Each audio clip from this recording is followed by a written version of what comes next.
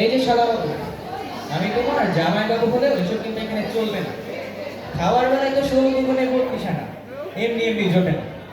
এখন এইসব বাদ দিয়ে ভিতর থেকে বস্তা নিয়ে সব এখানে রাখো, ঠিক আছে? তারপর টাকাটাই বেরোবে।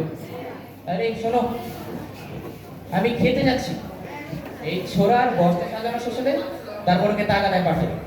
ঠিক আছে বাবু। ও পাওনা টাকা সমস্ত কিছু নিয়ে আসবে, তুমি কড়াই গন্ডায় বুঝে নেবে, ঠিক আছে? ঠিক আছে বাবু। দেখো ওবার টাকা যেন কম না দেয়। তাহলে না বাবু, আমি কড়াই ঘন্টায় বুঝে নেব। আমার সাদাটা দিন।